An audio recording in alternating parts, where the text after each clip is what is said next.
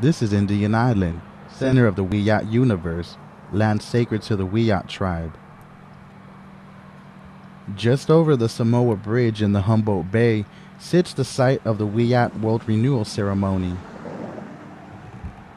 In 1860, while women, children, and elders were in ceremony, 6 European settlers massacred nearly 300 Wiyot. A lone infant survived. Massacres of native peoples were justified by the Indian Removal Act of 1830 and President Andrew Jackson. Indian Island is one of many incidents that left the humbled indigenous displaced from their native lands. Bill Zastro of ITEP recounts an assimilation tactic used on indigenous peoples called boarding school. I was taken from the Hoopa Reservation at age 6 by a well-meaning white family. Well, I call it my mini boarding school experience. We literally went to Christian church for sometimes as much as 5 times a week. It was also told to me by this family that they were saving me from the evils of growing up in a native community. Fast forward to now, less than 200 years after the arrival of Europeans, the movement to protect and revive the sacred is surging. But how can you define the sacred? Louie Rodriguez, director of the Center for Indian Community Development, looks deeper for the answer.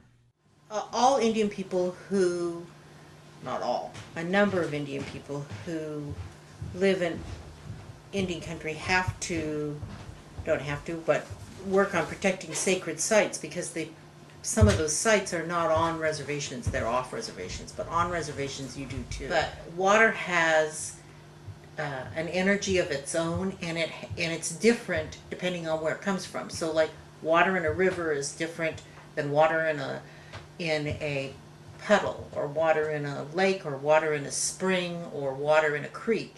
Each one of these things are different. Wiyot Tribal Chairwoman and EOP employee Cheryl Seidner has helped her people regain sacredness in more ways than one. Men's camp, where 2 Wiyot men have come together and said, we would like to work with our young men, our youth, and teach them how to be Wiyot men and take care of the elders, take care of the disabled, and take care of our families. And with that, you need to know language, because they want to learn our songs, and they want to make songs, compose songs, and make it be in our language. So they're going to be debuting at the Candlelight Vigil this year, and we're looking forward to them coming forward and singing. And so we're excited. At least I'm excited to see what they have put together for us. And one day, we hope to have the whole island. Each year, the Wiyot tribe hosts a candlelight vigil to honor the dead with song and drum at Woodley Island, since Indian Island is inaccessible. More funds and cleanup are needed before a ceremonial dance house can be built on the island.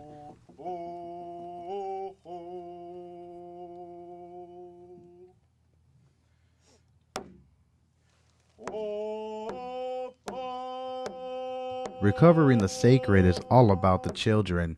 Christine Hernandez is excited to learn and perform the Wiyot coming of age dance, where a girl comes into womanhood. Because I wanted to bring it back, and we hadn't done it in so long, and I wanted to do it so my little sisters can do it, and the little girls before me can do it.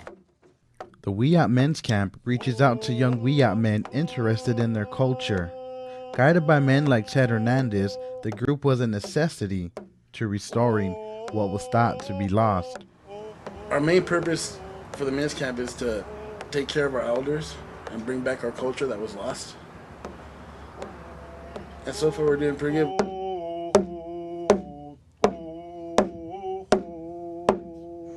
The Wiyot are among many native people in the campaign to retain their indigenous identity. Reporting from Insight, this is Louie Rodriguez.